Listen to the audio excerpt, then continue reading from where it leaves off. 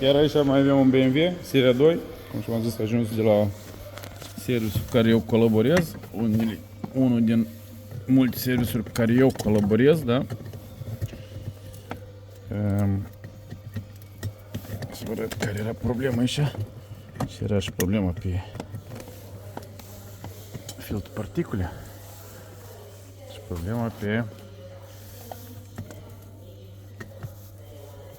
Așa, da, să-i pun asta. Să văd care era problema. Și deja am scos softul. Așa. Era problema pe filtrul particule. Dar și cine ăla? Mi-a scos asta? Eu vrut să arăt aici. Iată. Deci, pe clapete, problema pe clapete și inclusiv, am așa să vă arăt, și pe filtru particule. Spuneți-mi cum și asta o rezolvați. Iată. Trebuie să intermitente e una. E ca asta, permanent. Filtru particule, bugia numărul 3, de asta e altceva. Și valvulele swirl. Deci să schimbăm aici și filtru particule și tot colectorul ăsta? Nu, da, majoritatea ar dori. Mai ales la serviciul. Dar serviciul ăsta de aici, o zis așa, mai gândi duci la Igor și le anulez. Deci nu e mai normal așa să-i economisești, pentru lucruri de a schimba sunt foarte multe. Dar dacă nu se poate de rezolvat într-o formă mai suficient de economă, asta nu înseamnă că trebuie să schimbăm fiecare dată când avem o problemă mictică, motorul, nu e așa? Deci aici BMW-ul ăsta serie 2, F45 de 116 cai putere, e așa se numește, îmi pare că 216, da, 216, F45 Active Drive. El e un sistem așa, service. Și încă și service-ul nu-i făcut până la capăt. Un sistem ecologic, ca toate mașinile, are, care el îi vine timpul. Așa. Da, să-i eliminăm. Și dacă îi vine timpul, da, să-i facem program. Programul de-am scos. Îi scoatem flapsul, DPF-ul și sistemul de noxe.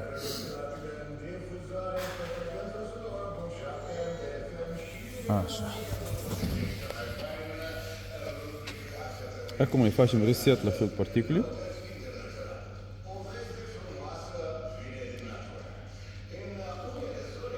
Să vedem ce mai este aici. Valvele este tot așa au rămas. 2C32.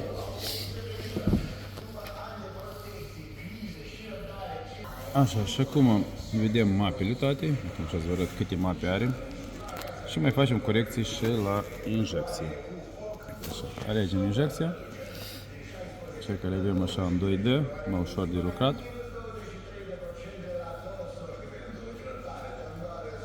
Și facem modificări.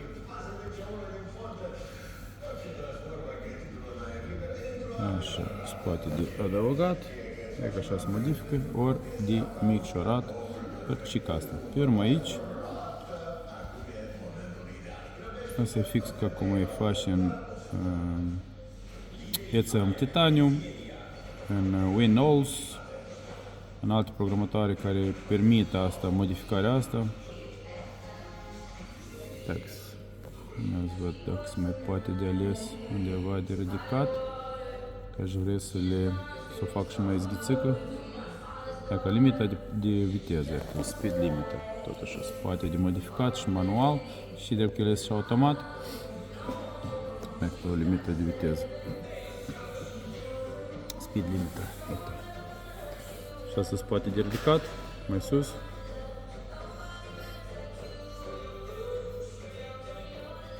Acum facem așa, egară lăsăm, flapsul Iată așa, și pe urmă să-i fac test drive, cred că mâine deja. Memorizăm, înregistrăm schimbările, modificările la BMW-ul ăsta, seria 2 216. De 116 caractere.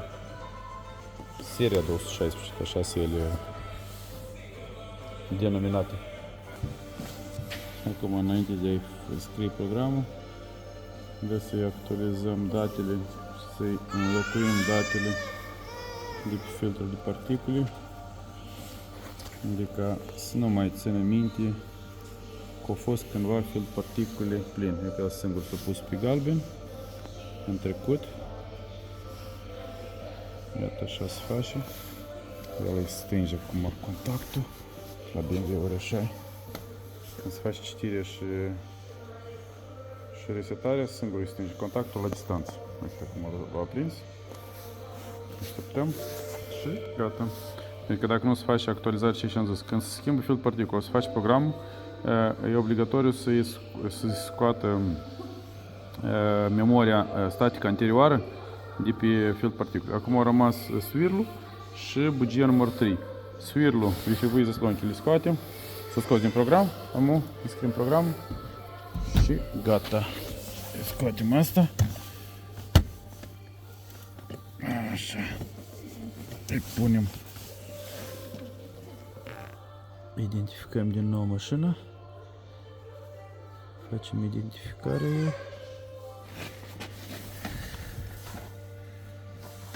De ce nu vede? Nu vede pentru că eu am schimbat aici. În loc să pun la OBD, am pus la bench. Așa, identificarea. Facem identificarea. Și cam așa vă arăt că asta mai are și limită de programare, 59 de flash-uri. Deci nu puteți să faceți mai mult de 59. Deci nu se poate multe ori de programat. De asta îi punem un leac mai puternic. Un leac mai puternic și să-i dăm start înscrierii. Nu, prima trebuie să scoatem din e-mail, că ne l-am trimis acolo de pe computatorul și ăla. F45, el vine de pe computatorul și ăla care l-am pus acolo. Și acum s-a descărcat, iată-l, ne l-am descărcat aici. Și acum îl introducem. Scriem ECU. Avem și software original, vedeți? Dacă el să trebuiască. Unde el? Să înțeleg, trebuie să pun pe toate. Iată-l. Open. Și îi dăm start înscrierii.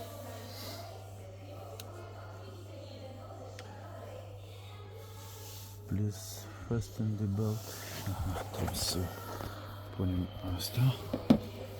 Vedem dacă se permite, dacă studiați bench, ne ducem să trecem mâine. Deja mașina a fost lăsată ieri. Să punem centura. Nici ieri, nu se permite.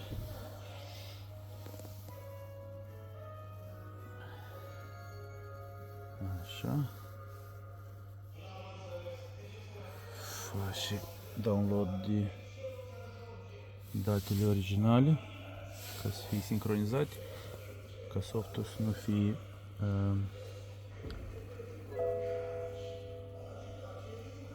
introdus corect.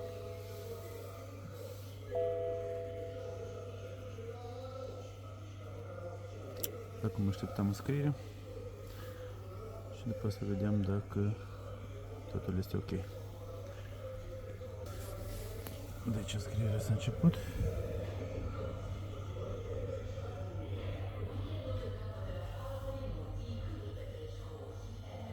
Este un BMW seria 2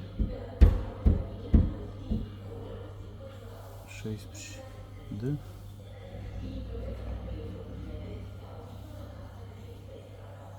Înscrierea se produce foarte, foarte încet, dar se produce.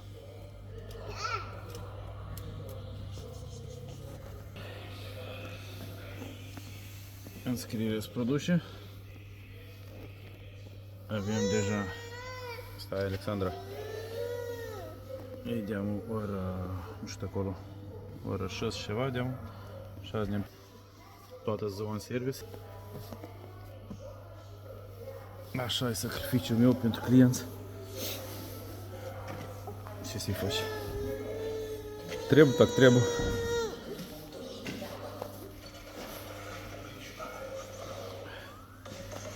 Seria 2. MV seria 2. Rezolvarea problemei cu ecologie, definitiv și pentru totdeauna. Da, mai stăm o leacă. Mă scuzi, fetița mea, mă scuzi, dar clienții nu au răbdare și trebuie să-i facem.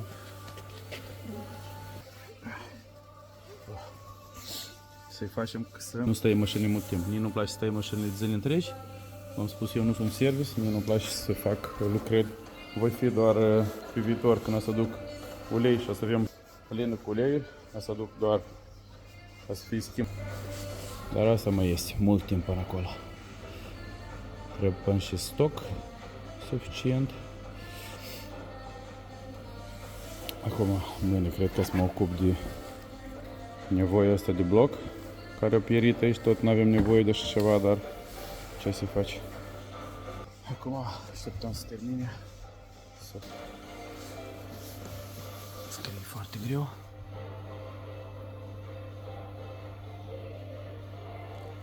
Și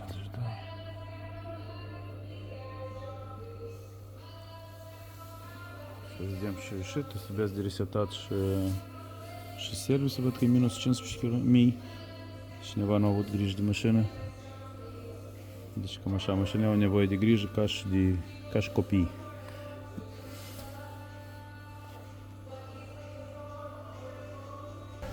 Trebuie să fie gata deja. Să iau cât a mai rămas. Aici-l-ai. Îmi scrie calibroșile. Și trebuie să fie gata. 99 100.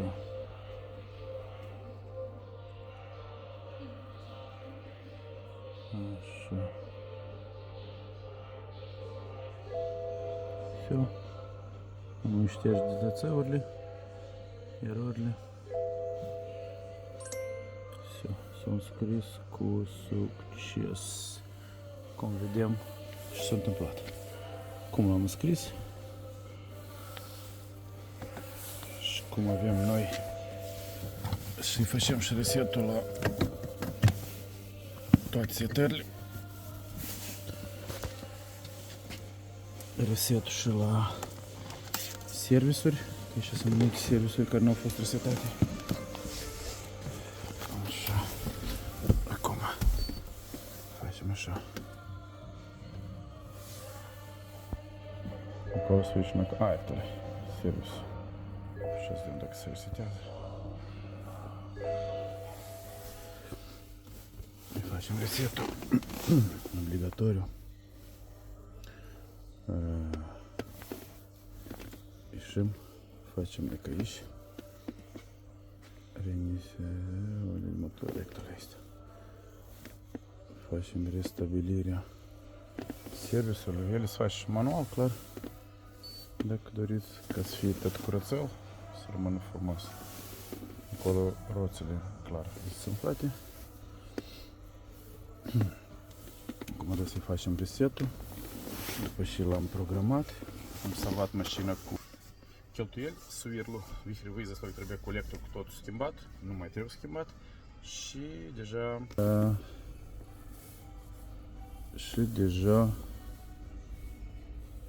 activat și deja DPF-ul că a fost scos aici la serviciu în Băcioi.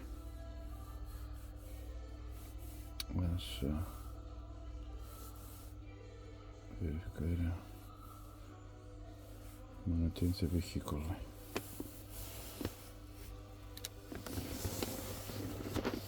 Ea se face și prin chestia asta.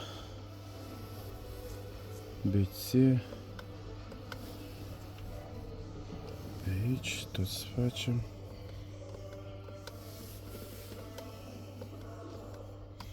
Așa. facem acum? Văd că avea un consum destul de sănătos el. 200 litri, cam măcior.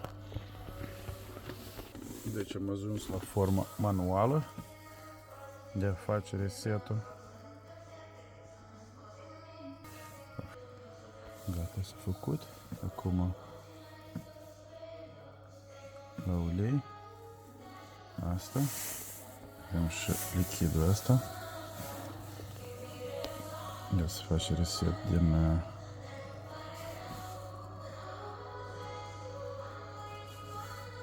așa, trebuie să fie totul verde, să fie frumușel. El a fost pe la service și a fost făcut manutenție deja. Așa, ulei, restul tot apăsăm aici și vedem dacă totul este verde. S-a făcut. Deci am făcut-o și din comp și din manual. Este să faci și așa și așa. Acum, să intrăm în motor și să vedem ce am făcut și cum s-a plinit. Aici trebuiască doar, este varianta B, sunt două tipuri de blocuri, adică sunt trei tipuri la desle. Acum, vedem start 4, dar până una alta, trebuie să scoatem boosterul, sau nu se poate de pornit cu boosterul. Așa, a rămas numai bugia. Frumos. Acum da să pornim. Super. Din prima cutie să-i fac adaptare ca să primească noul soft. Mâine fac test drive-ul și gata.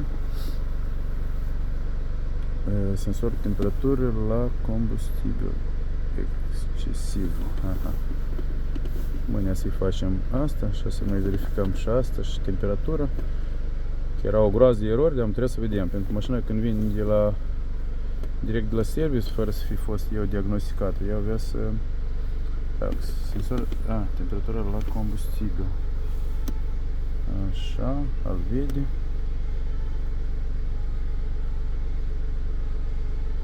Așa, presiunea la ulei la motor e bună. Verificăm și parametrii toți și presiunea la turbină.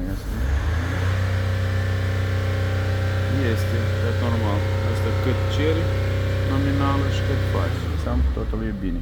Mâine fac un test drive să vedem dacă din mări stă ok, dacă nu se pornesc regenerările, dacă nu mai apar alte erori, dacă are putere, dacă trebuie și făcut adaptații câteva ori la cutii, ca să avem siguranța că tot o să fie ok. Bugia nu m-a de schimbat. Eu s-a oprit că îi fac resetul. Când îi faci resetul, BMW-urile se opresc singure când se șterg erorile. Nu toate computatoarele fac asta, dar e că trebuie să faci și cum îi pornește din nou toată asta. Așa. Acum o pornim din nou.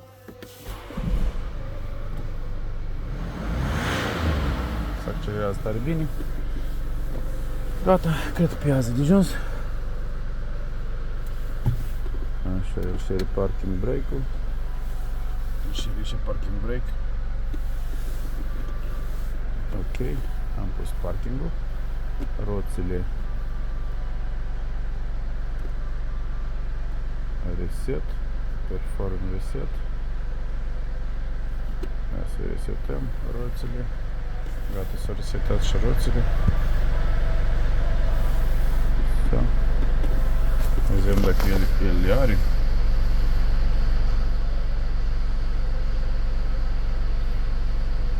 Și Panda. Din mers. Le-am mâine să ne uităm din mers ce avem noi acolo. Ok. Făcut. BMW seria 2. Dar să vă arăt și cum face așa. Oi, da, faci o fumăraie cum nu mai poți. Uite, numai văporii. Sunt văporii, normal, ca la benzină. Fără miros. Dar fumul e de mâini. O accelerare așa mai agresivă.